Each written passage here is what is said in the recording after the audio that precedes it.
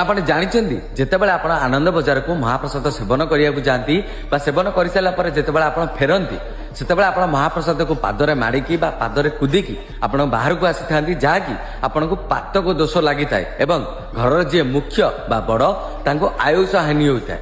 ମହାପ୍ରସାଦ ସେବନ କରିବାକୁ ହେଲେ ତାର ଏକ ନିୟମ ଅଛି। ଯଦି ଆପଣ ସେଇ ନିୟମରେ ମହାପ୍ରସାଦକୁ ସେବନ କରିବେ ତାହେଲେ ଆପଣଙ୍କୁ ପାତକ ଦୋଷରୁ ମୁକ୍ତି ମିଳିଥାଏ। ପ୍ରଥମ, ଯେତେବେଳେ ଆପଣ ମହାପ୍ରସାଦ ସେବନ କରିବେ କୌଣସି ପେପର ଉପରେ କିମ୍ବା କୌଣସି ଆସନ ଉପରେ ବସିକି ମହାପ୍ରସାଦ ସେବନ କରିବେ ନାହିଁ। ମହାପ୍ରସାଦକୁ ଆପଣ ତଳେ ବସିକି ସେବନ କରିବେ।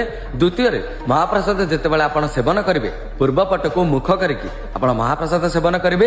ତୃତୀୟରେ, ଯେତେବେଳେ ଆପଣ ମହାପ୍ରସାଦ ସେବନ କରିବେ ମହାପ୍ରସାଦର ଏକ ଗୁଣ୍ଡା ଧରିକି କହିବେ ନୀଳାଚଳ ନିବାସାୟ ନିତ୍ୟାୟ ପରମାତ୍ମାନେ ବଳଭଦ୍ର ସୁଭଦ୍ରାଭ୍ୟାମ ଜଗନ୍ନାଥାୟ ତେ ନମଃ। ଚତୁର୍ଥରେ, ଯୋଉ ପତ୍ରରେ ଆପଣ ମହାପ୍ରସାଦ ସେବନ କରୁଥିବେ କଦଳୀ ପତ୍ର ହଉ କିମ୍ବା ଖଲି ପତ୍ର ହଉ ତାକୁ ମହାପ୍ରସାଦ ସେବନ କରିସାରିଲା ପରେ ତାକୁ